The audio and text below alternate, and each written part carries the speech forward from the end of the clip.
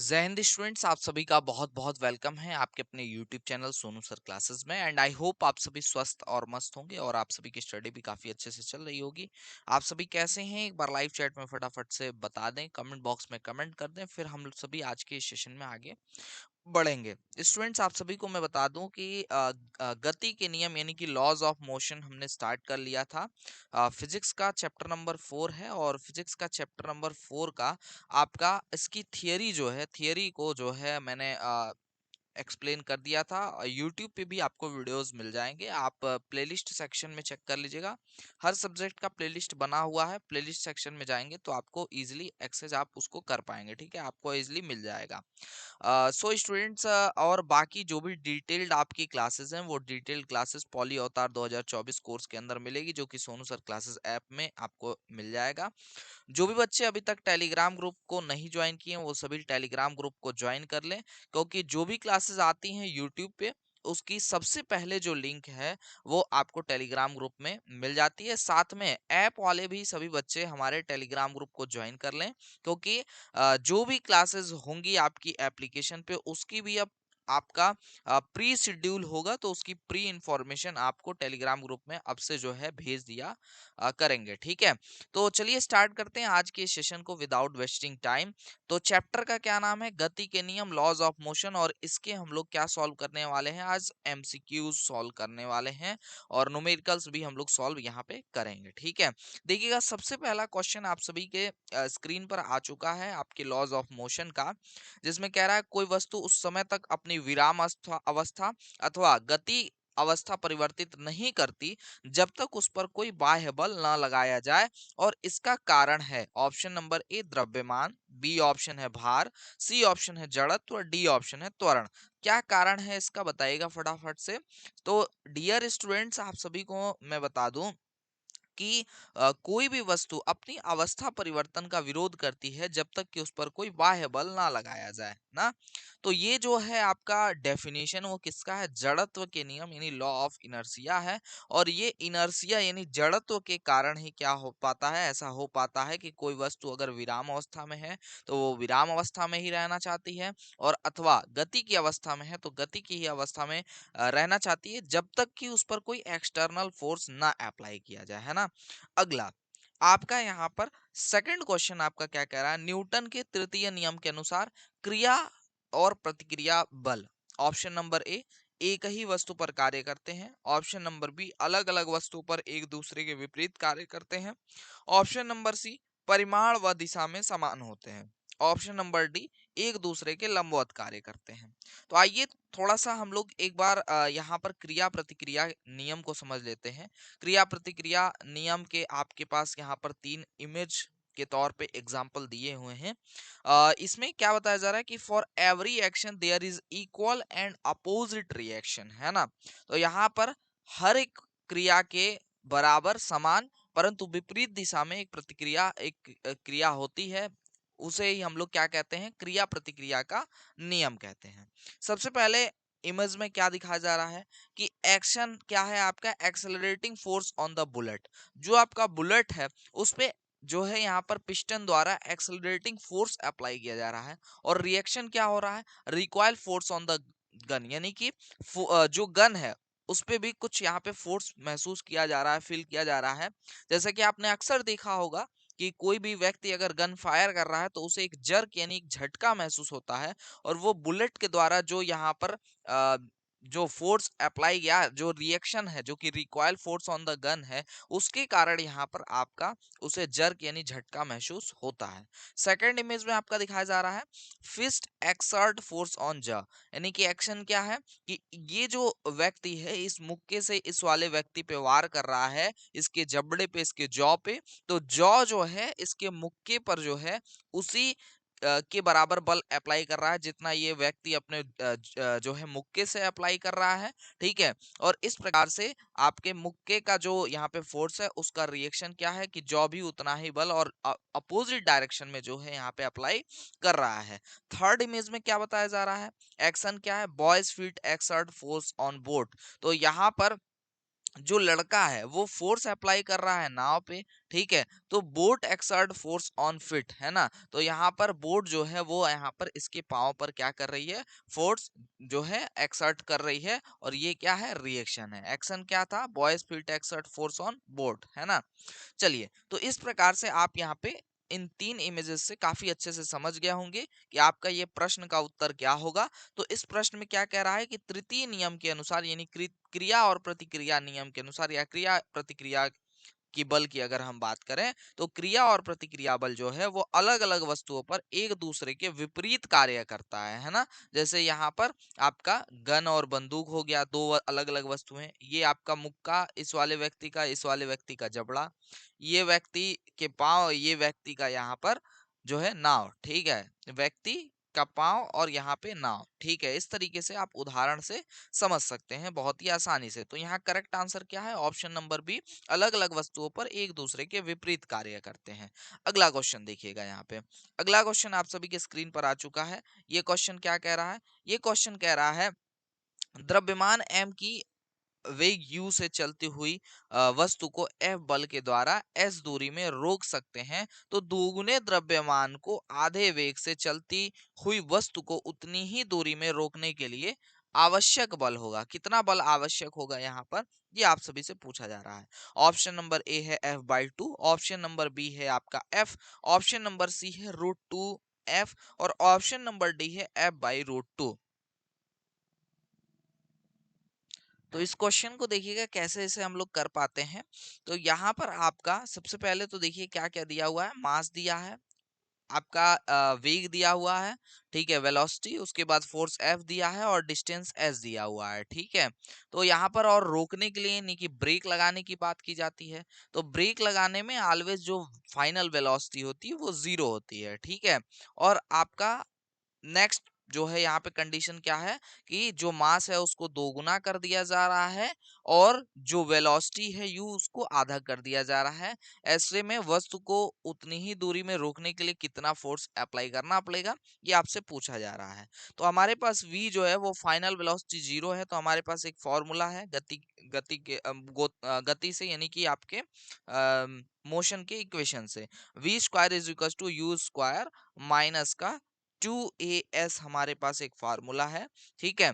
अब इसमें देखिए जो v है वो आपका 0 हो जाएगा, क्योंकि फाइनल वेलोसिटी यहाँ पे ब्रेक ब्रेक अप्लाई किया जा रहा है, बोला जा रहा है कि s दूरी में रोक सकते हैं, तो उसके लिए क्या करना पड़ेगा, ब्रेक अप्लाई करना पड़ेगा।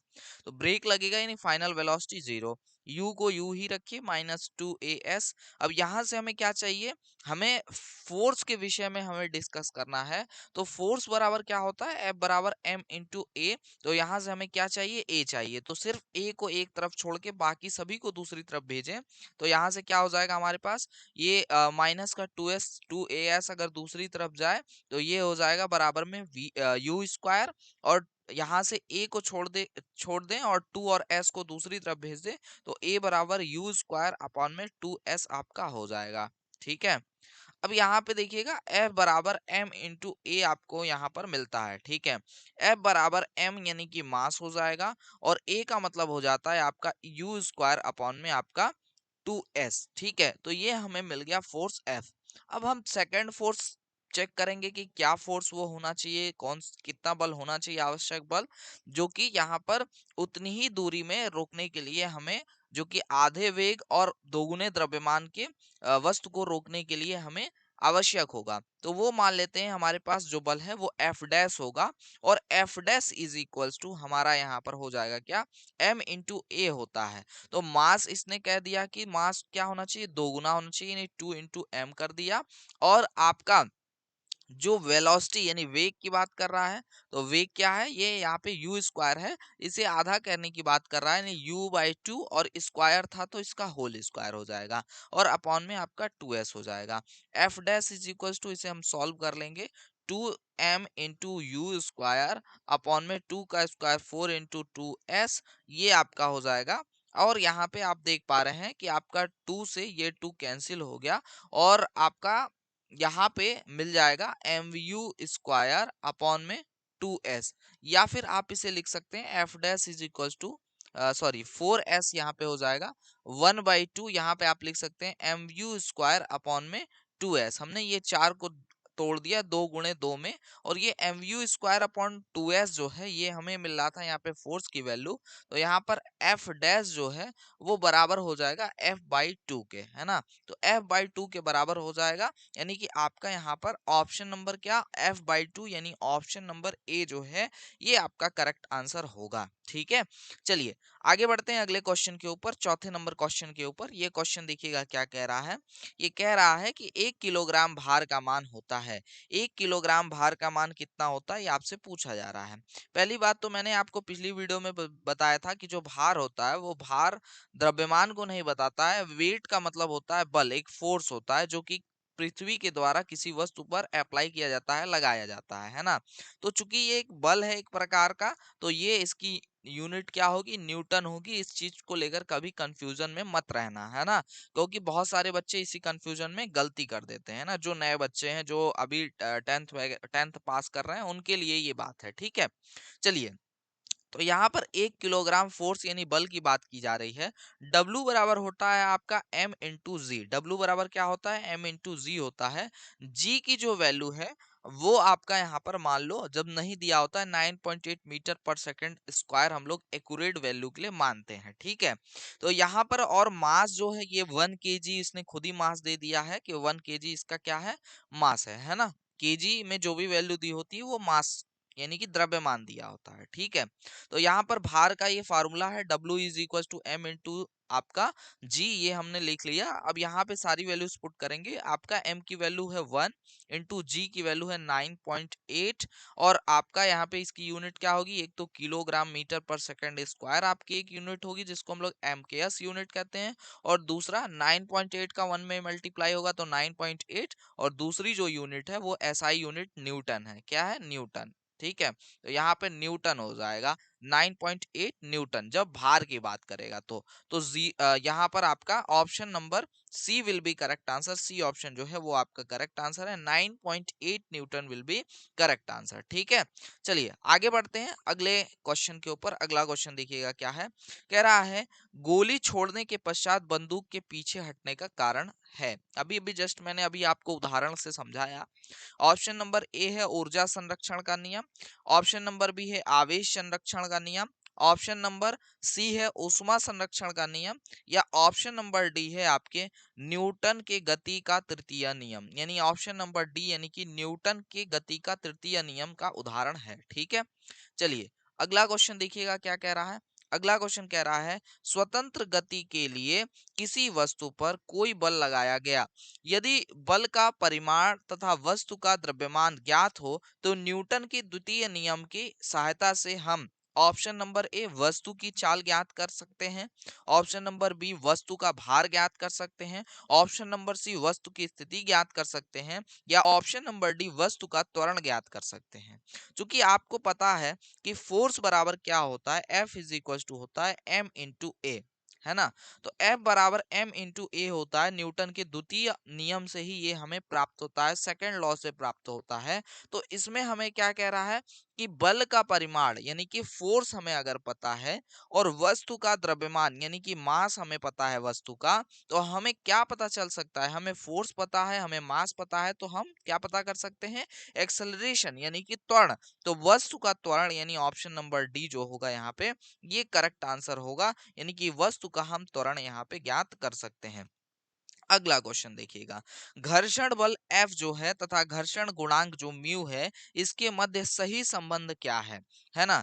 तो जो घर्षण बल होता है वो डायरेक्टली प्रोपोर्शनल होता है घर्षण गुणांक के यानी म्यू के, और यहाँ से जब प्रोपोर्शनलिटी का साइन हटता है तो F F और यहाँ पर सॉरी थोड़ा सा यहाँ पे करेक्शन करना चाहूंगा, जो फोर्स है वो डायरेक्टली प्रोपोर्शनल होता है अभिलंब प्रतिक्रिया बल आर के। तो यहाँ पर जो घर्षण बल है यानी जो आपका ये फ्रिक्शन फोर्स है वो अभिलंब प्रतिक्रिया बल यानी कि आपका यहाँ पे जो रिएक्शन फोर्स है उसकी डायरेक्टली प्रोपोर्शनल होता है। और जब भी ये प्रोपोर्शनलिटी का साइन हटता है तो यहाँ पर एक कांस्टेंट आता है, और F यहाँ पर आपका म्यू आर आ जाएगा। ठीक है, इसको करेक्ट करिएगा थोड़ा सा। तो यहाँ पर आपका F is equal to mu into r आ जाता है, जहां पे म्यू जो है इसे हम लोग घर्षण गुणांक कहते हैं, घर्षण गुणांक कहते हैं। और यहाँ पर जो आर है ये अभिलंब प्रतिक्रिया बल है, ठीक है, अभिलंब प्रतिक्रिया बल, अभिलंब प्रतिक्रिया बल। और जो फोर्स है वो अप्लाइड फोर्स है, आपका जो एफ है वो अप्लाइड फोर्स यानी कि बल है। तो यहाँ पर जो रिएक्शन, जो यहाँ पर रिलेशन निकल के आता है फोर्स और घर्षण गुणांक में, वो आपका सही जो रिलेशन है वो F is equal to mu into R है, यानी option number B will be correct answer. B option जो है यहाँ पे आपका एकदम करेक्ट आंसर है, ठीक है। चलिए आगे बढ़ते हैं अगले क्वेश्चन के ऊपर। अगला क्वेश्चन देखिएगा क्या कह रहा है। अगला क्वेश्चन कह रहा है 1 किलोग्राम बराबर है, option number A 1 kilogram, option number B 980 dyne, option number C 1 newton, या ऑप्शन नंबर डी इनमें से कोई नहीं। तो यहाँ पर कई बच्चे 1 किलोग्राम जो भार बल है उसको समझ करके कई बार गलत उत्तर दे देते हैं। चूंकि इसने 1 किलोग्राम सिर्फ लिखा है तो ये द्रव्यमान की सिर्फ और सिर्फ बात कर रहा है, यानी कि सिर्फ और सिर्फ यहाँ पर मास की बात हो रही है। और मास का मतलब है कि वही सेम वैल्यू होगी, यानी ऑप्शन नंबर ए 1 किलोग्राम जो है यहाँ पर करेक्ट आंसर होगा। तो कई बच्चे इसको देख करके गलत जो है कर देते हैं। ऑप्शन नंबर ए यानी कि 1 किलोग्राम जो है यहाँ पर आपका करेक्ट आंसर होगा। अगला क्वेश्चन देखिएगा, आप सभी के स्क्रीन पर आ चुका है। क्या कह रहा है अगला क्वेश्चन? कह रहा है एक पेज की ऊपरी सतह पर रखी वस्तु पर लगने वाला घर्षण बल निर्भर नहीं करता है। ऑप्शन नंबर ए बल के प्रकार पर, वस्तु के पदार्थ पर, वस्तु के भार पर, या स्पर्श क्षेत्रफल पर। किस पे निर्भर नहीं करता है? तो किसी भी वस्तु, दो सतहों के बीच जो भी घर्षण बल लगते हैं वो जो है, वो घर्षण बल जो है वो संपर्क सतहों की प्रकृति पर निर्भर करता है, उनके क्षेत्रफल पर निर्भर नहीं करता है। तो प्रकृति के अंदर बल का प्रकार जो है, वस्तु का पदार्थ, वस्तु का भार, ये सारी चीजें आ जाती हैं ना, जो आपका घर्षण अ, घर्षण के लिए, घर्षण फोर्स अप्लाई होने के लिए जो संपर्क यानी कांटेक्ट आपके सरफेसेस हैं, है ना, उसकी प्रकृति पर, नेचर पर डिपेंड करता है, उनके क्षेत्रफल पे नहीं डिपेंड करता। इसीलिए ऑप्शन नंबर डी जो है आपका स्पर्श क्षेत्रफल पर करेक्ट आंसर होगा। तो यहाँ पर एक नोट पॉइंट भी आप लिख सकते हैं इसके लिए कि घर्षण बल, घर्षण बल संपर्क सतहों, संपर्क सतहों की प्रकृति पर निर्भर करता है,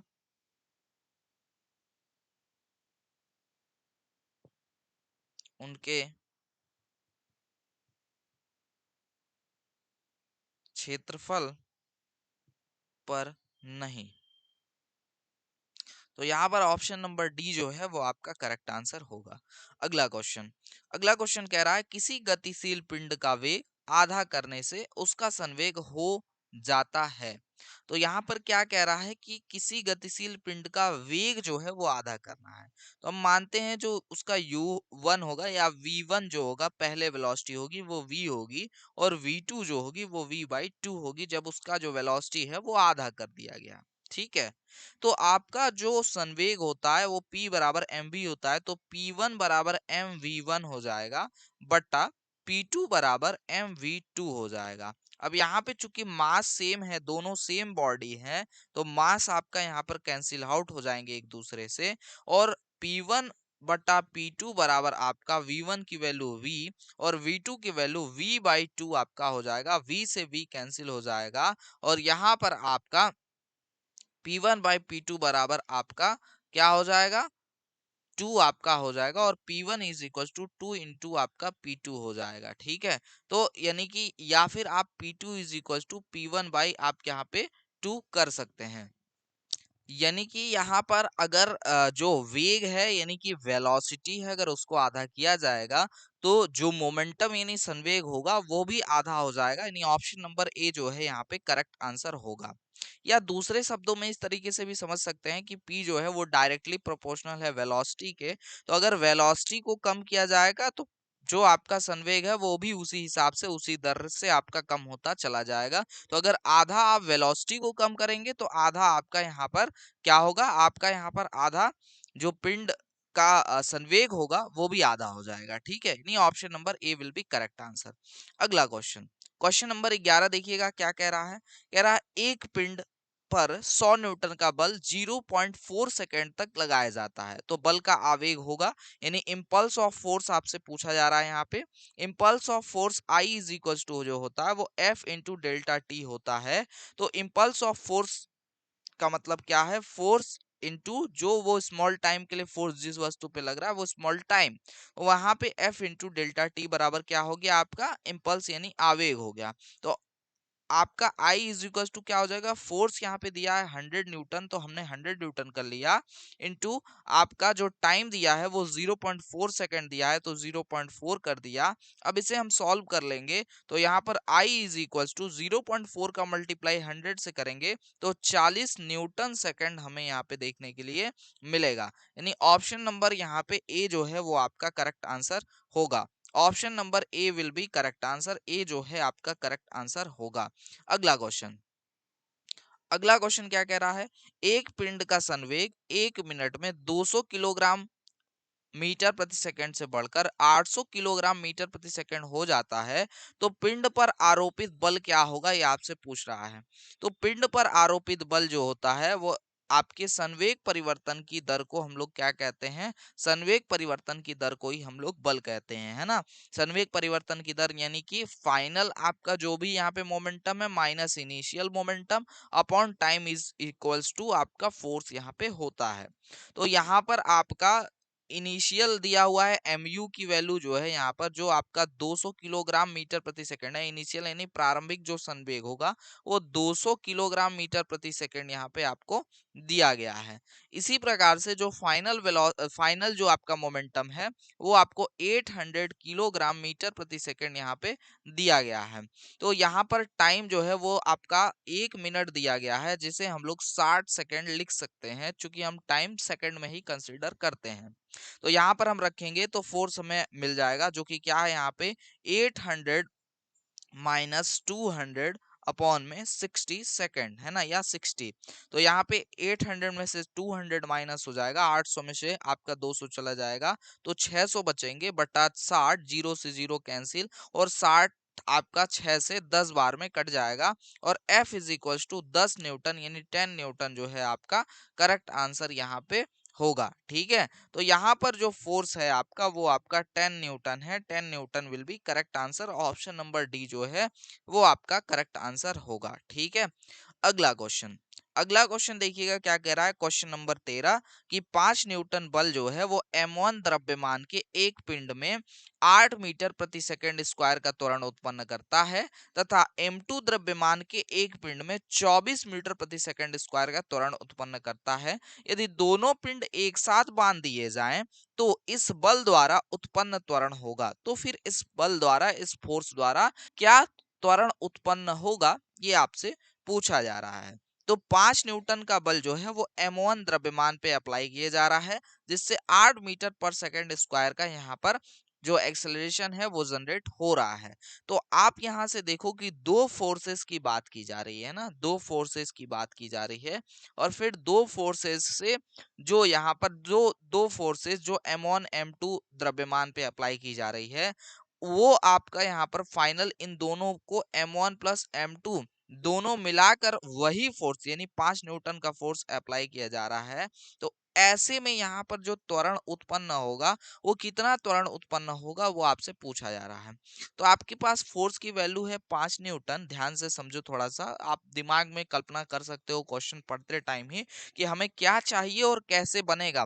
फिजिक्स का जो न्यूमेरिकल है वो ऐसे ही सॉल्व होता है, क्वेश्चन में पढ़ते पढ़ते ही आप फॉर्मूले से उसको रिलेट कर लेंगे और क्या क्या है और क्या चाहिए आपको, और आप यहाँ पे कौन से फॉर्मूले की मदद से क्या यहाँ पे वेरिएबल निकाल सकते हैं, वो चीज पहले ही आपको दिमाग में ही उसका फिगर बनाना पड़ता है। ठीक है, तो यहाँ पे क्या है, फोर्स आपके पास 5 न्यूटन है ऑलरेडी, और आपका क्या कह रहा है कि यहाँ पे m1 m2 को हमने जो है एक साथ बांध दिया है, तो इसमें जो एक्सेलरेशन होगा वो क्या अप्लाई होगा, अब वो आपसे पूछ रहा है।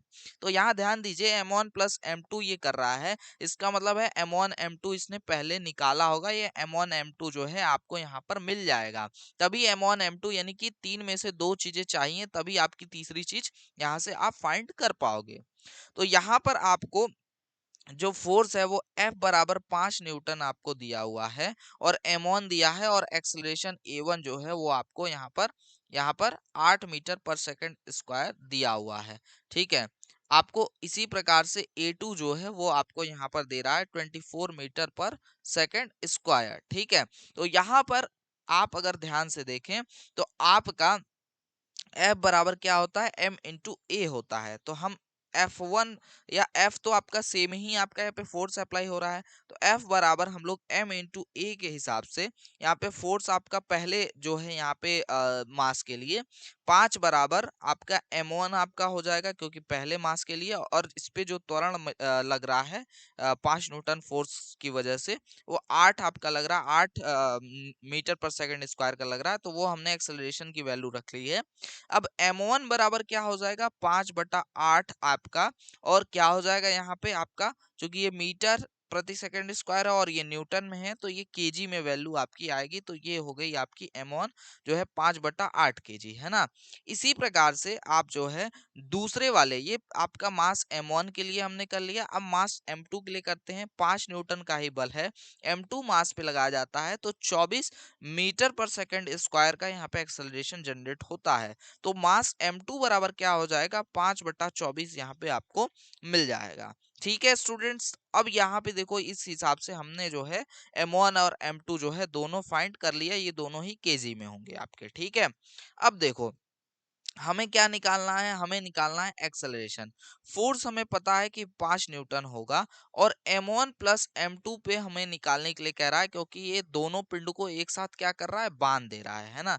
तो हमारा जो नया फॉर्मूला होगा F equals to m1 plus m2, जिसको हम लोग कैपिटल M लिख सकते हैं, मान लो। ठीक है, बराबर capital M into small a, है ना। तो यहाँ पर आपका m1 प्लस m2 इंटू ए हो जाएगा। तो यहाँ पे फाइनल फोर्स जो होगा आपका, जो कि m1 प्लस m2 करने पे मिलेगा हमें, वो होगा आपका 5/8 प्लस 5/24 गुणे ए, और ए की वैल्यू आपकी फोर्स की वैल्यू जो है हमारे पास पहले से है 5 न्यूटन, तो इसे हम लोग यहाँ से नोट कर लेंगे। ठीक है, अब यहाँ पे सिंप्लीफाई करेंगे इसे, तो यहाँ 24 और 8 का हम अगर एलसीएम लेंगे तो 24 एलसीएम आ जाएगा, तो 3 बार में 24 8 से कट जाएगा, 3 का गुणा 5 में कर लेंगे, 15 आ जाएगा।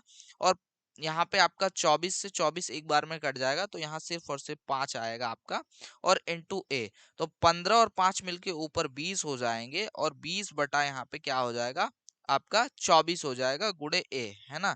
तो यहाँ पे आप देख लो, तो यहाँ पे 4×5 = 20 हो जाएगा, 4×6 = 24 हो जाएगा, ये 5 से 5 खत्म, और ए बराबर 6 मीटर पर सेकंड स्क्वायर यहाँ से आपको मिल जाएगा, जो कि किसकी वैल्यू है, यहाँ पे जो दोनों पिंड को बांध दिया जाता है एक साथ, तो एक्सेलरेशन जो प्राप्त होता है वो ऑप्शन नंबर ए यहाँ से 6 मीटर पर सेकंड स्क्वायर प्राप्त होता है।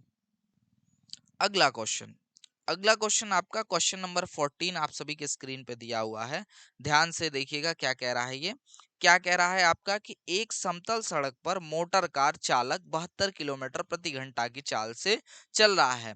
वह ब्रेक लगाने के बाद 20 मीटर की दूरी पर विरामावस्था में आ जाता है। ठीक है, तो यदि कार तथा उस पर भार का जो वजन है वो 900 किलोग्राम हो, तथा त्वरण स्थिर यानी कांस्टेंट हो, तो मंदन बल यानी कि आपका रिटार्डेशन फोर्स क्या होगा, ये आपसे यहाँ पे पूछा जा रहा है।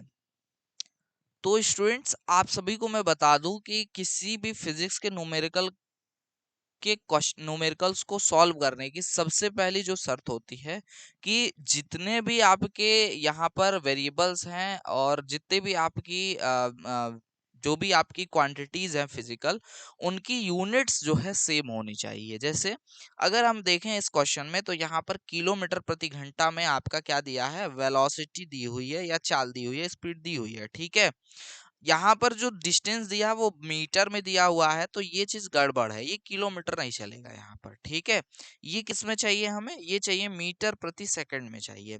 तो कभी भी किलोमीटर प्रति घंटा से मीटर प्रति सेकंड में किसी की स्पीड अगर हमें लिखनी हो, ठीक है, तो यहाँ पर स्पीड यानी कि मान लो ये वेलोसिटी लिखी हुई है 72 किलोमीटर पर हावर, तो इसे हम लोग मीटर प्रति सेकंड में बदलने के लिए 5/18 से गुणा करते हैं।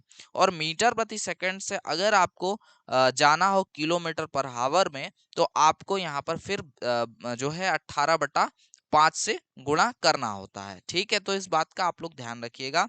तो यहाँ पर हम लोग सॉल्व कर लेते हैं, 9 दूना 18, ठीक है, और 8 टाइम्स में आपका 72 चला जाएगा, 2 से आपका 8 जाएगा 4 बार में, और 20 मीटर पर सेकंड यहाँ पे आपको मिल जाएगा।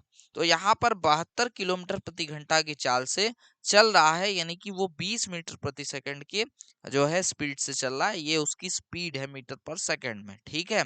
चूंकि अब यहाँ पे क्या लगाया जा रहा है, ब्रेक अप्लाई किया जा रहा है। मैंने कहा कभी भी ब्रेक अप्लाई किया जाए यानी फाइनल वेलोसिटी 0, और आपका एक फॉर्मूला अगर डिस्प्लेसमेंट की बात की जा रही है, यानी एस बराबर यहाँ पे दिया हुआ है 20 मीटर, तो अगर डिस्प्लेसमेंट की बात करता है तो एक फार्मूला आपका लगेगा v² = u² माइनस का 2as। तो ये फार्मूला हम अप्लाई कर लेंगे, तो 0 का स्क्वायर = u का स्क्वायर यानी 20 का स्क्वायर यहाँ पे हो जाएगा, और -2 × a एस आपका यहाँ पे मिलेगा, जहां से हमें क्या फाइंड करना है, ए एक्सेलरेशन फाइंड करना है। एस जो है वो आपका यहाँ पे 20 मीटर हो जाएगा। अब 20 × 20 को दूसरी टाइप या 2as को दूसरी तरफ भेज दें, तो यहाँ से हमें मिलेगा क्या, a बराबर 20 × 20, और ये 2 × 20 जो है अपॉन जो है यहाँ पे डिवाइड में आ जाएगा, भाग में आ जाएगा, है ना। क्या था ये, 2 × a × s था ना, 2 × a × 20। तो हमने क्या किया, 20 और 2 को दूसरी साइड भेज दिया, है ना। यही काम किया है, कंफ्यूज मत हो जाना इसको देख करके, ठीक है।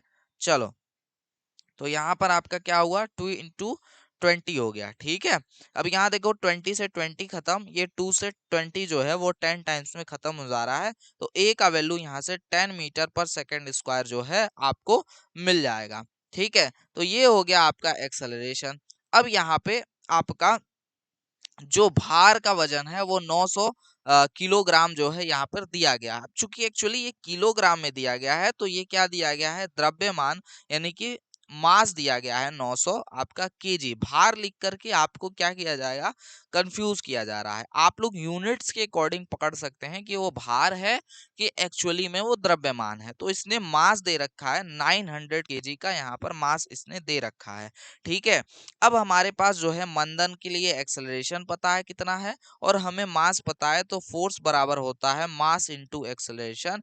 मास है हमारे पास 900 केजी, और एक्सेलरेशन है हमारे पास यहाँ पे 10 मीटर पर सेकंड स्क्वायर। तो जो फाइनली यहाँ पे मंदन बल यानी कि रिटार्डेशन फोर्स है, वो 9000 यहाँ पर न्यूटन का फोर्स अप्लाई हो रहा है ना। तो यहाँ पर आपका करेक्ट आंसर क्या होगा, करेक्ट आंसर होगा ऑप्शन नंबर बी, यानी कि आपका 9000 न्यूटन, ठीक है। चलो, अगला क्वेश्चन, क्वेश्चन नंबर 15 देखिएगा, आप सभी के स्क्रीन पर है। क्या कह रहा है कि 150 किलोग्राम की एक तोप 1.5 किलोग्राम का एक गोला दागा जाता है यहाँ से तोप से, ठीक है, और जो 60 मीटर पर सेकंड के वेग से निकलता है, तो तोप के पीछे हटने का वेग क्या होगा। ऑप्शन नंबर ए 10.5 मीटर पर सेकंड, बी ऑप्शन है 6 मीटर पर सेकंड, सी ऑप्शन है 0.6 मीटर पर सेकंड, और ऑप्शन नंबर डी है इनमें से कोई नहीं। स्मॉल एम बराबर 1.5 यहाँ पे किलोग्राम दिया हुआ है। आप ध्यान दीजिएगा, जो आपका गोला गोला और बंदूक की बात करता है, गोला से जो सॉरी जो आपका तोप है, तोप और गोले की बात करता है, तो और जो बंदूक और यहाँ पे गोली की बात करता है, बुलेट की बात करता है। तो आपको एक फार्मूला यहाँ पे याद रखना है कि capital M into capital V बराबर small m into small e u, ठीक है। यहाँ पे स्मॉल एम और यू जो है वो आपके गोले या बुलेट की बात करेगा, और यहाँ पर जो कैपिटल एम और वी जो है वो तोप और उनकी वेलोसिटी की बात करेगा, है ना। ये स्मॉल एम जो है गोले की बात करेगा या बुलेट के मास की बात करेगा और उसकी वेलोसिटी की बात करेगा। ठीक है, तो यहाँ पर तोप से जो है 1.5 किग्रा का एक गोला दागा जा रहा है, यानी स्मॉल m बराबर वैल्यू है 1.5 kg। ठीक है, और आपका जो तोप है उसका यहाँ पे 150 किलोग्राम का वो तोप है, तो कैपिटल M बराबर 150 किलोग्राम यहाँ से आपको मिल जा रहा है। तो स्मॉल m और कैपिटल M दोनों आपके पास हो गया।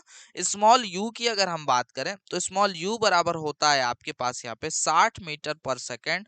ठीक है, क्योंकि यहाँ पे इसी वेग से क्या हो रहा है, ये जो गोला है वो निकल रहा है, ठीक है, तोप से। तो यहाँ पे स्मॉल u की वैल्यू पता चल गई। और हमसे क्या पूछ रहा है, रिकॉयल ऑफ, यहाँ पे आपका जो तोप है वो आपका पूछ रहा है ना, यानी पीछे हटने का क्या वेग होगा ये आपसे पूछ रहा है। यानी फाइनल वेलोसिटी यहाँ पे जो v है, v की वैल्यू आपसे पूछ रहा है। तो आइए सॉल्व करते हैं इसे। v बराबर यहाँ पे m into U upon capital M हम लिख सकते हैं। तो यहाँ पे स्मॉल m की जो वैल्यू है वो होगी आपकी वो 1.5 इंटू आपका u की वैल्यू है 60 मीटर पर सेकेंड और कैपिटल M की वैल्यू है 150। ठीक है, अब देखो यहाँ पे 1.5 है, यहाँ पे 60 है, 60 से अगर 10 का गुणा निकाल करके 1.5 में कर दें तो ये 15 हो जाएगा। 15 गुणे 6/150 लिख सकते हैं, कैलकुलेशन का तरीका है। 15 से ये आपका 150 10 बार में खत्म हो जाएगा और 6/10 का मतलब है 0.6 मीटर पर आपका यहाँ पर सेकंड हो जाएगा। यानी ऑप्शन नंबर सी जो है आपका करेक्ट आंसर होगा। C option will be correct option. चलिए आगे बढ़ते हैं अगले क्वेश्चन के ऊपर। अगला क्वेश्चन क्या कह रहा है, 5 किलोग्राम का एक पिंड 10 मीटर प्रति सेकंड के नियत वेग से यानी कांस्टेंट वेलोसिटी से एक सरल रेखा में चल रहा है। पिंड पर कितना परिणामी बल कार्य कर रहा है ये आपसे पूछ रहा है। 5 किलोग्राम का एक यहाँ पे जो पिंड है वो 10 मीटर प्रति सेकंड के नियत यानी कांस्टेंट वेलोसिटी से आपका सरल रेखा में यानी स्ट्रेट लाइन में चल रहा है। तो पिंड यानी आपका जो बॉडी है उस पर कितना परिणामी बल कार्य कर रहा है ये आपसे पूछ रहा है। परिणामी बल का मतलब है नेट फोर्स का मतलब है आपका F net is equal to उस बॉडी का मास इनटू उसमें उत्पन्न एक्सेलरेशन। अब एक्सेलरेशन क्या होता है भाई, पहले तो यहाँ पे यही समझना पड़ेगा। तो एक्सेलरेशन होता है जो वो rate of change of velocity is known as acceleration, यानी v minus U upon T क्या होता है, एक्सेलरेशन होता है। यानी final velocity minus initial velocity upon time बराबर एक्सेलरेशन हमें यहाँ से मिलता है।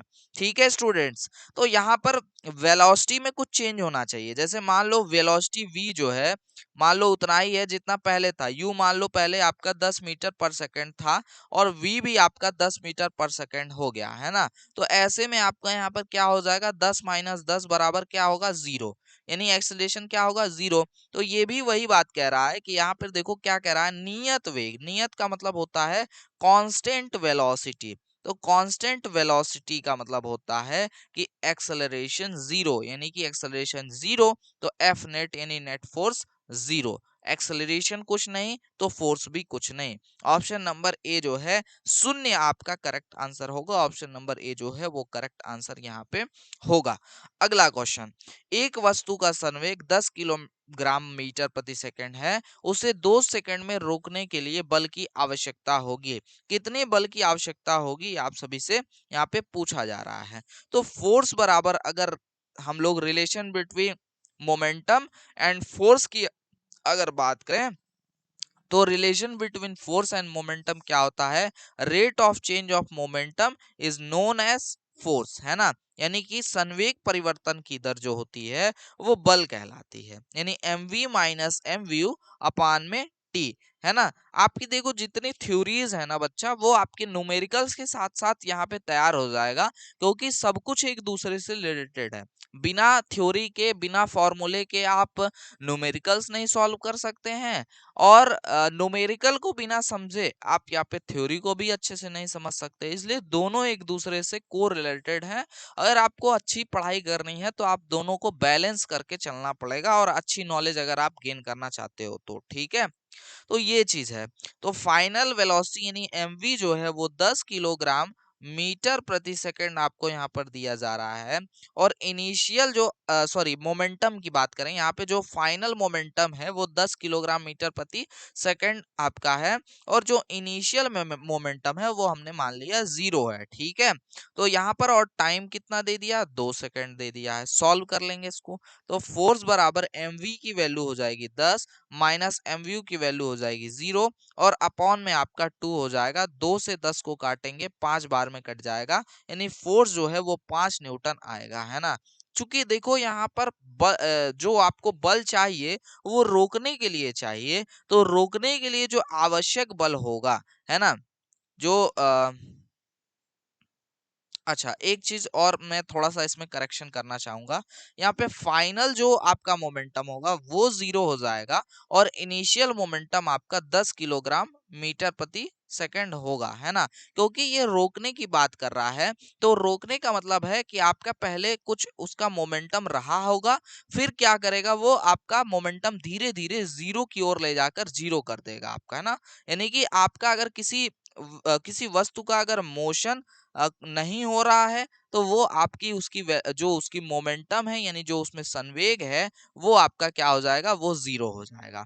ठीक है, तो यहां से क्या होगा, इसका ठीक अपोजिट देखो, आंसर आपका सही आएगा, बट ये प्लस माइनस का इशू रहेगा। ठीक है, तो एम यू जो है वो आपका 10 आ गया, 10 केजी मीटर पर सेकेंड, और एम वी जो है वो आपका 0 हो जाएगा, और टाइम क्या है आपका 2। वही सेम चीज है, 2 से 10 आपका 5 बार कट जाएगा, माइनस का 5 आपका न्यूटन यहाँ पे करेक्ट आंसर हो जाएगा। ठीक है, तो माइनस का 5 न्यूटन। तो आप अगर जो है इसको mv मान लेते हैं और इसको mv मान लेते हैं, तब भी कोई दिक्कत नहीं है, बस साइन का चेंज आएगा, आंसर तब भी आपका आ जाएगा। तो ऑप्शन नंबर बी जो है आपका करेक्ट आंसर होगा, ऑप्शन नंबर बी जो है वो आपका करेक्ट आंसर होगा। अगला क्वेश्चन देखिएगा, क्वेश्चन नंबर 18 क्या कह रहा है कि 1 किलोग्राम द्रव्यमान का हथौड़ा जो है वो 5 मीटर की ऊंचाई से स्वतंत्रता पूर्वक एक पिंड पर गिरता है। पिंड के साथ 0.05 सेकेंड तक संपर्क में रहने के पश्चात यह 5 सेंटीमीटर की ऊंचाई तक ऊपर उड़ जाता है। अगला क्वेश्चन देखिएगा क्या कह रहा है आपसे कि 1 किलोग्राम द्रव्यमान का जो हथौड़ा है वो 5 मीटर की ऊंचाई से स्वतंत्रता पूर्वक एक पिंड पर गिरता है, और पिंड के साथ जो है 0.05 सेकेंड तक संपर्क में रहने के पश्चात 5 सेंटीमीटर की ऊंचाई तक ऊपर उड़ जाता है। तो स्मॉल जी बराबर 10 मीटर पर सेकेंड स्क्वायर हो, तो वह बल जिसमें हथौड़ा ऊपर उठेगा 220 न्यूटन, 100 न्यूटन, 110 न्यूटन, या इनमें से कोई नहीं। स्टूडेंट्स आप सभी को यहाँ पर अगर ध्यान से आप देखें, तो आप तो एक चीज तो इम्पल्स की बात कर रहा है, क्योंकि 0.505 सेकेंड तक वो कांटेक्ट में है, तो फोर्स इंटू डेल्टा टी बराबर इम्पल्स होता है, इसका यूज आपको करना पड़ेगा, एक दिमाग में तुरंत आना चाहिए। अब फोर्स जो है आ चुका है, और फोर्स में आपको एक्सेलरेशन चाहिए, अदरवाइज आपको यहाँ पे क्या चाहिए, मोमेंटम चाहिए। मोमेंटम के लिए आपको क्या चाहिए, mass into change in velocity, ये चाहिए आपको। तो ये सभी चीजें अगर आपको मिल जाती हैं, तो आप इजिली यहाँ पर जो बल जिस बल से हथौड़ा ऊपर उठेगा, यानी फोर्स जो है वो अप्लाई जो भी यहाँ पे हो रहा है वो आप पता कर पाएंगे। ठीक है, तो आइए फटाफट से देखते हैं। तो इसके लिए हम फॉर्मूला एक जो है डायरेक्ट यूज करेंगे। ठीक है, आपका एक फॉर्मूला आपका है V square U is equal to U square minus या माइनस का 2gh। ठीक है, उसकी मदद से हम लिख रहे हैं इसको, u is equal to square root के अंदर 2gh1, है ना। तो ये आपकी इनिशियल वेलोसिटी को बताएगा, तो u is equal to square root के अंदर 2gh1 आपका आ जाएगा, जबकि 1 किलोग्राम के द्रव्यमान के हथौड़े को 5 मीटर की ऊंचाई से स्वतंत्रता पूर्वक छोड़ा जा रहा है, तो उसकी इनिशियल वेलोसिटी क्या होगी। तो यहाँ से जो वेलोसिटी हमें मिलेगी वो 2 इंटू जी की वैल्यू 10, और आपका h1 की वैल्यू 5 मीटर, यानी कि आपका 5 × 10, तो 10 का पेयर बन रहा है, यानी कि 10 बाहर आ जाएगा, 10 मीटर पर सेकेंड यहाँ पे आपको इनिशियल वेलोसिटी मिल जाएगी। इसी प्रकार फाइनल वेलोसिटी क्या हो जाएगा, यहाँ पर जब वो इतने टाइम तक 0.05 सेकंड तक संपर्क में रहने के पश्चात 5 सेंटीमीटर की ऊंचाई तक ऊपर उड़ जाता है, तो ऐसे में यहाँ पर आपका क्या वैल्यू होगा, ठीक है, या क्या वेलोसिटी होगा, ये आपका यहाँ पर हम लोग निकाल रहे हैं, जो कि 2 इंटू जी इंटू एच टू से निकालेंगे। तो यहाँ पे 2 इंटू जी की वैल्यू 10 और H2 की वैल्यू 5 सेंटीमीटर दिया है, लेकिन हमें किस में चाहिए, मीटर में चाहिए। तो 5 गुणे 10 पे घाते माइनस का 2, हम लोग इसको फिर मीटर में अब लिख सकते हैं, है ना, क्योंकि एक आपके 1 मीटर में 100 सेंटीमीटर होता है और उसी के यहाँ पे हिसाब से हमने इसे लिखा है। ठीक है, तो अब इसे देखिएगा हम लोग, 2 गुणे 10 गुणे 5 जो कि यहाँ पे सेम चीज है, तो 10 आपका स्क्वायर रूट से बाहर आ जाएगा और ये 10 की पावर माइनस का 2 है, तो अपॉन में यहाँ पे 10 की पावर 2 होगा, तो ये भी आपका बाहर आ जाएगा, है ना। अब चूंकि ये जो वेलोसिटी है ये इसमें माइनस में बात होगी, क्योंकि देखो यहाँ तो आपका क्या है कि ये पृथ्वी की ओर, पृथ्वी की तरफ आपका ये वैल्यू या पृथ्वी की तरफ जो है बॉडी आ रहे थे, ये ऊंचाई तक ऊपर उठ रही है, यानी पृथ्वी से दूर जा रही है, यानी स्मॉल जी की वैल्यू माइनस में होगी यहाँ पे। ठीक है, तो ये वैल्यू माइनस में आएगी और इस हिसाब से यहाँ पे आपका माइनस का 1 मीटर पर सेकेंड आपका मिल जाएगा। तो हमें इनिशियल वेलोसिटी फाइनल वेलोसिटी टकराने के बाद जब वो 5 सेंटीमीटर की ऊंचाई तक ऊपर उठ रहा है तो किस वेलोसिटी से उठ रहा है वो चीज हमने निकाल ली, और इनिशियल वेलोसिटी जब वो 5 मीटर की ऊंचाई से स्वतंत्रता पूर्वक छोड़ा गया था तो उसकी क्या वेलोसिटी थी, ये दोनों वैल्यूज हमने यहाँ पे निकाल ली। जो उस वस्तु का मास है वो 1 kg यहाँ पे दिया हुआ है आपके पास, और आपका जो यहाँ पर मैंने अभी भी जस्ट फोर्स निकालने के लिए एक फार्मूला जो लिखा था इम्पल्स और आपके मोमेंटम से रिलेटेड, वो क्या है, फोर्स इंटू डेल्टा टी बराबर में आपका यहाँ पर डेल्टा पी हम लोग इसे लिख सकते हैं। ठीक है, डेल्टा पी का मतलब मास और इंटू फाइनल वेलोसिटी माइनस का आपका इनिशियल वेलोसिटी। ठीक है, तो फोर्स हमें फाइंड करना है, डेल्टा टी 0.05 दिया हुआ है, मास है आपके पास यहाँ पर जो है 1 kg मास दिया हुआ है, और आपका फाइनल वेलोसिटी माइनस का 1 माइनस आपका यू का वैल्यू 10 दिया हुआ है, तो 10 और 1 मिलके माइनस का 11 हो जाएगा आपका। और यहाँ पे फोर्स जो है F is equal to minus का 11 अपॉन 0.05 मिल जाएगा, और माइनस यहाँ पर आपको जो वैल्यू मिलेगी वो 220 न्यूटन आपको मिलेगी, है ना। चूंकि ये क्या कह रहा है, ये जो है नीचे से ऊपर की तरफ लिफ्ट हो रहा है और जी की वैल्यू नेगेटिव इसलिए माइनस दिखा रहा है, इससे कोई दिक्कत हमें नहीं है। यहाँ पर जो आंसर होगा वो हमारा 220 न्यूटन ही होगा, 220 न्यूटन आपका यहाँ पर करेक्ट आंसर होगा। ठीक है, 220 न्यूटन। ठीक है, चलिए आगे बढ़ते हैं नेक्स्ट क्वेश्चन के ऊपर। अगला क्वेश्चन हमारा जो है वो आपका कह रहा है कि एक मोटर कार का द्रव्यमान 2000 किग्रा है, यह विराम अवस्था से चलकर 5 सेकंड में 10 मीटर पर सेकंड का वेग प्राप्त करती है, कार का संवेग परिवर्तन की दर होगी, है ना। तो क्या है द्रव्यमान इसका, इसका मास जो है कार का वो 2000 किलोग्राम है, 2000 किग्रा है। क्या कह रहा है, ये विराम अवस्था से चलता है, यानी इनिशियल वेलोसिटी 0 हो गई और फाइनल वेलोसिटी इसकी 10 मीटर पर सेकंड है, जो कि कब कितने टाइम में प्राप्त हो रही है, 5 सेकंड में प्राप्त हो रही है। तो यहाँ पर संवेग परिवर्तन की दर क्या होगी आपसे पूछा जा रहा है, यानी M V minus M U upon में आपका टी यहाँ पे पूछ रहा है, जो कि किसको दिखाता है, फोर्स को दिखाता है। तो यहाँ पर आपका एम वी यानी कि आपका m इंटू वी, या फिर आप इसे ऐसे भी लिख सकते हैं m into V minus U upon में t। तो मास आपका हो गया 2000 kg, आपका v जो है फाइनल वेलोसिटी वो 10 है, माइनस इनिशियल 0 अपॉन टाइम कितना है आपका 5। सॉल्व कर लेंगे, 2000 गुणे 10 बटे 5, 5 से 10 कटेगा 2 बार में, और यहाँ पे आ जाएगा आपका 4000 न्यूटन। तो 4000 न्यूटन का फोर्स मिलेगा, या फिर संवेग परिवर्तन की दर क्या होगी, 4000 न्यूटन होगी। ऑप्शन नंबर बी जो है करेक्ट आंसर होगा। अगला क्वेश्चन देखिएगा क्या कह रहा है, 4 किलोग्राम की वस्तु में 5 मीटर पर सेकंड का वेग परिवर्तन करने के लिए आवश्यक आवेग का मान क्या होगा, ये आप सभी से पूछा जा रहा है।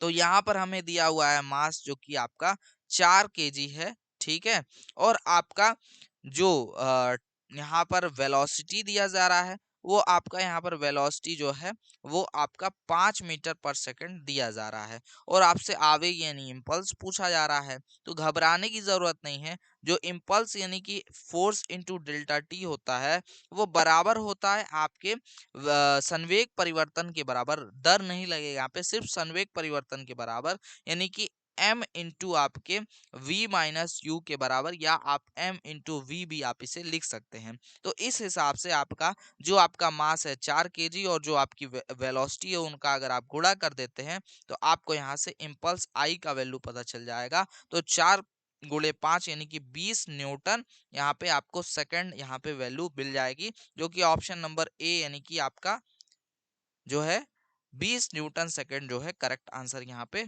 होगा। अगला क्वेश्चन देखिएगा। अगला क्वेश्चन कह रहा है कि एक राइफल जिसकी नली 1 मीटर लंबी है 100 ग्राम की एक गोली को 400 मीटर प्रति सेकंड के वेग से मुक्त करती है। गोली का औसत बल जो पाउडर द्वारा लगाया गया है ना। तो गोली पर औसत बल जो पाउडर द्वारा लगाया गया है वो आपसे पूछा जा रहा है। तो यहाँ पर जो नली की लंबाई यानी एस जो दिया हुआ है वो आपको यहाँ पर 1 मीटर दिया हुआ है, डिस्टेंस दिया हुआ 1 मीटर, ठीक है। इसके अलावा आपका जो वेलोसिटी है गोली का वो 400 मीटर पर सेकंड यहाँ पे आपको दिया गया है। गोली का जो मास है वो आपका यहाँ पर 100 ग्राम दिया गया है, ठीक है, 100 ग्राम दिया गया है। और आपसे गोली का जो औसत बल होगा, फोर्स होगा, वो आपसे पूछा जा रहा है। तो यहाँ पर आपका एक फॉर्मूला है v² = u² + 2as, जिसकी हेल्प से यहाँ पर आप एक्सेलरेशन को फाइंड कर पाएंगे। तो यहाँ पर आपका इनिशियल वेलोसिटी को हम 0 मानते हुए, शून्य मानते हुए, v की वैल्यू यानी कि फाइनल वेलोसिटी की वैल्यू 400 रखेंगे, 400 का स्क्वायर। तो यहाँ पे आपका 400 मतलब v की वैल्यू 400, तो यहाँ v² का मतलब 400 × 400 हो जाएगा, बराबर u की वैल्यू 0 + 2 इंटू a की वैल्यू हमें फाइंड करनी है, s की वैल्यू 1 मीटर हमारे पास है, ठीक है। तो यहाँ से आपका 2 से जो है वो आपका 400 यहाँ पे कट जाएगा, कितने बार में, 200 बार में, ठीक है। तो ये आपको क्या मिल गया, एक्सेलरेशन मिल गया, जो कि यहाँ पर 4×2 = 8 और इसके आगे आपका 4 जीरो है ना, यानी कि 80,000 मीटर पर सेकंड स्क्वायर यहाँ पे आपको मिल रहा है, ठीक है। तो ये आपको एक्सेलरेशन की वैल्यू मिल गई। अब फोर्स बराबर जो होता है वो डेल्टा पी अपॉन आपका डेल्टा टी होता है, यानी कि संवेग परिवर्तन की दर, ये क्या है, संवेग है, mv minus mu upon delta T. तो यहाँ पर जो आपका फोर्स है, या फिर यहाँ पर इसके अलावा आप फोर्स = मास इंटू एक्सेलरेशन भी लगा सकते हैं। तो फोर्स बराबर मास हमारा 1 kg हो जाएगा, जो कि आपका तो यहाँ पर जो पाउडर द्वारा औसत बल यानी एवरेज फोर्स लगाया जा रहा है उस गोली पे, उस बुलेट पे, उसको हम निकाल सकते हैं F = m इंटू ए से। हमने एक्सेलरेशन फाइंड कर लिया है। उस गोली का जो मास है वो दिया हुआ है 100 ग्राम। तो 100 ग्राम हम नहीं लिख सकते, हमें इसे केजी में लिखना होगा, है ना। तो केजी में लिखने के लिए हम इंटू 10⁻³ लगा देंगे, तो ये क्या हो जाएगा, आपका केजी में हो जाएगा। इंटू एक्सेलरेशन आपका यहाँ पर 80,000 मीटर पर सेकंड आपका पहले से दिया हुआ है, ठीक है। तो इसे हम लोग सॉल्व कर लेंगे। तो यहाँ पर आपका ये न्यूटन में वैल्यू आ जाएगी, ठीक है। ये 10⁻³ से ये आपका 3 जो आपका जीरो है ये खत्म हो जाएगा यहाँ से।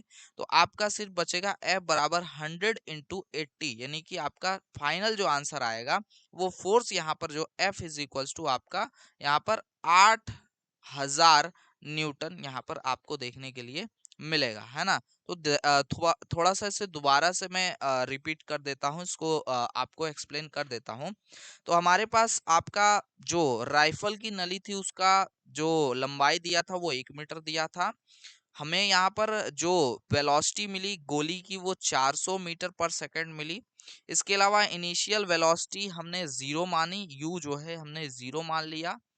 तो इसकी मदद से, आपके फॉर्मूले की मदद से, v² = u² + 2as की मदद से हमने एक्सेलरेशन ऑफ बुलेट जो है फाइंड कर लिया। ये जो बुलेट का एक्सेलरेशन है ये हमें 80,000 मीटर पर सेकंड स्क्वायर मिल गया।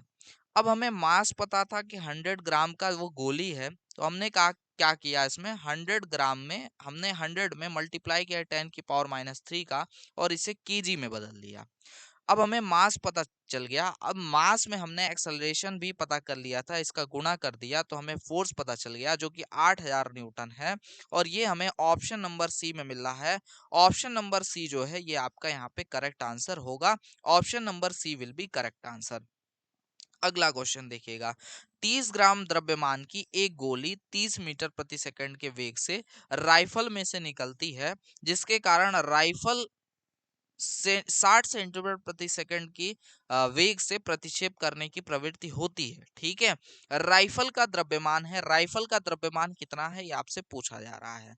तो यहाँ पर 30 ग्राम द्रव्यमान की एक गोली है ना, तो स्मॉल एम की जो वैल्यू हो जाएगी वो 30 ग्राम आपको यहाँ से मिल जाएगी। वेग जो यहाँ पे वेलोसिटी दिया हुआ है गोली का वो कितना दिया है, वो आपको यू की वैल्यू 30 मीटर पर सेकंड आपको दिया हुआ है। जो आपका राइफल है उसकी वेलोसिटी कैपिटल वी जो दी हुई है वो 60 सेंटीमीटर पर सेकंड आपको दी हुई है, लेकिन हमें क्या चाहिए, मीटर पर सेकंड में चाहिए। तो इसके लिए 60 इंटू 10⁻⁻2 मीटर पर सेकंड हम इसे लिख सकते हैं।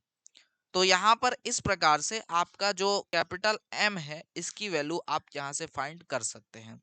तो आपका क्या होगा, capital M into capital V बराबर small m into small u. ठीक है, कैपिटल एम की वैल्यू यहाँ से हमें फाइंड करनी है और राइफल का जो कि द्रव्यमान है, और कैपिटल एम बराबर आपका हो जाएगा M into U upon V. M की वैल्यू हो जाएगी आपकी 30 ग्राम, यू की वैल्यू हो जाएगी 30 और वी की वैल्यू हो जाएगी आपका यहाँ पे 60 गुणे 10 पे घाते माइनस का आपका 2। ठीक है, ये आपका वेलोसिटी ऑफ यहाँ पे आपका राइफल मिल गया। अब इसे सॉल्व कर लेंगे, 0 से 0 खत्म, 3 से आपका ये 2 खत्म हो जाएगा, नीचे आपका दो तीन दो दो बार में आपका यानी 2 टाइम्स में आपका ये 6 चला जाएगा, ये 2 से आपका ये 30 कट जाएगा 15 बार में, है ना। ये 10 की पावर माइनस का जो 2 है, तो देखिएगा स्टूडेंट्स एक छोटी सी यहाँ पे मिस्टेक हो रही थी। मिस्टेक ये हो रही थी कि ये मास जो है वो आपका 30 ग्राम दिया हुआ है, जबकि ग्राम में अगर हम कैलकुलेट करेंगे तो ये गलत गलत आंसर देगा। तो हमें इसे किलोग्राम में करना होगा। 30 इंटू 10⁻³ हम इसे लिख सकते हैं। ठीक है, तो यहाँ पे अब ये आ जाएगा 30 गुणे 10 पे घाते माइनस का 3 गुणे आपका 30 हो जाएगा, 30 मीटर पर सेकंड आपकी यू की वैल्यू, और अपॉन में वी की वैल्यू 60 गुणे 10 पे घाते माइनस का 2 मीटर पर सेकंड आपको मिल जाएगा। अब यहाँ पे सॉल्व कर लेंगे इसे, तो आपका 30 से ये 60 चला जाएगा 2 बार में। ठीक है, और आपका ये 2 से 30 चला जाएगा 15 बार में। ये 10 की पावर माइनस का 2 ऊपर जाएगा तो प्लस में हो जाएगा। तो यही जो मास है ना, ये मास आपका हो जाएगा, mass is equals to 15 into 10⁻³ plus का 2, यानी कि 15 इंटू 10⁻⁻1, या फिर आप इसे 1.5 केजी कह सकते हैं। ठीक है, 1.5 केजी, यानी ऑप्शन नंबर ए जो है आपका करेक्ट आंसर यहाँ पे आएगा, है ना।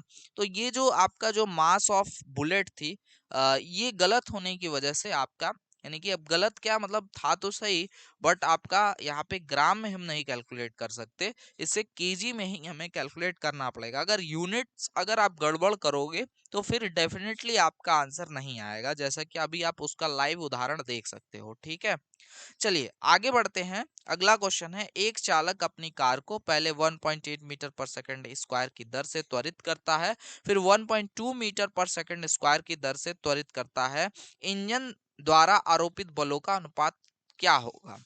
तो यहाँ पर कार की बात की जा रही है, कार सेम होगा, यानी कि मास जो है आपका एक ही होगा, और दो उसके लिए अलग अलग फोर्सेस की रेशियो पूछी जा रही हो, अगर एक्सेलरेशन चेंज हुआ हो, एक्सेलरेशन आपका अलग अलग है तो हमारा F1 इज इक्वल्स टू हो जाएगा m इंटू A1 और अपॉन F2 बराबर हो जाएगा m इंटू A2। मास से मास खत्म, force F1 upon F2 is equals to A1 की वैल्यू, एक्सेलरेशन 1 की वैल्यू 1.8 मीटर पर सेकंड स्क्वायर हो जाएगा, और आपके A2 की वैल्यू 1.2 मीटर पर सेकंड स्क्वायर हो जाएगा। ये दशमलव से दशमलव खत्म 18/12 है।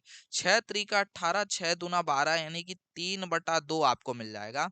यानी F1 रेशियो F2 जो आपको मिलेगा वो 3:2 मिलेगा या 3/2 मिलेगा, जो कि ऑप्शन नंबर जो कि डी में दिया हुआ है। डी ऑप्शन यहाँ पे आपका करेक्ट आंसर है। इसके अकॉर्डिंग बच्चा यहाँ पे आपके जितने भी इंपॉर्टेंट आपके न्यूमेरिकल्स थे, आपके गति के नियम के चैप्टर के, यानी चैप्टर नंबर 4 के फिजिक्स में, वो सभी समाप्त हो चुके हैं और काफी अच्छे से हमने एक्सप्लेन कर दिया है इसे आपके। और इतना अगर आप सॉल्व कर लेते हो तो आपको गति के नियम से आने वाला कोई भी चैप्टर जो है वो आपको अब कोई भी अगर क्वेश्चन आता है यहाँ पे गति के नियम वाले चैप्टर से, तो वो आपका नहीं फंसेगा, वो आप 100% सॉल्व कर लोगे। स्टूडेंट्स, जो भी बच्चे फुल कोर्स को एक्सेस करना चाहते हैं, फुल कोर्स के लिए जिसमें आपको ये ई बुक, आपको एक प्रैक्टिस पीडीएफ, ये तो है प्रैक्टिस पीडीएफ मिल जाती है, प्लस थियरी के लिए आपको ऐसी ही एक एचडी क्वालिटी में ई बुक मिलती है। ठीक है, इसके अलावा आपको जो भी क्लासेस होती हैं उनकी पीडीएफ, जैसे इसकी आपको रिटन सॉल्यूशन में आपको एक पीडीएफ मिलेगा, प्लस ब्लैंक पीडीएफ प्रैक्टिस करने के लिए प्रैक्टिस पीडीएफ आपको मिलेगा। ये सारी चीजें आपको एप्लीकेशन पे मिलती हैं। ओरिजिनल आपको पिछले 8 सालों, 8 से 10 सालों का पेपर जो है, प्रीवियस ईयर के ओरिजिनल क्वेश्चंस यहाँ पे आपको मिल जाएंगे। इसके अलावा आपको बिहार के भी ओरिजिनल पेपर्स मिल जाएंगे, आईआरटी एग्जाम्स के भी पेपर यहाँ पे मिल जाएंगे। कोर्स का नाम क्या है आपका? कोर्स का नाम है पॉली अवतार 2024। पॉली अवतार 2024 कोर्स का नाम है, और ये आपको सोनू सर क्लासेस एप्लीकेशन में मिलेगा, जो कि आप प्ले स्टोर से डाउनलोड कर सकते हैं। लिंक डिस्क्रिप्शन में उसका दिया गया है। साथ में आप सभी अगर को डाउनलोड करने में या रजिस्टर करने में आपको ऐप में कोई भी दिक्कत आती है, तो आप 9076929784 पे हमारे व्हाट्सएप नंबर पे संपर्क करके उससे संबंधित जो भी आपको जानकारी चाहिए, जो भी आपको समस्या आ रहा है, वो उसका आप यहाँ पे निवारण प्राप्त कर सकते हैं, सॉल्यूशन प्राप्त कर सकते हैं।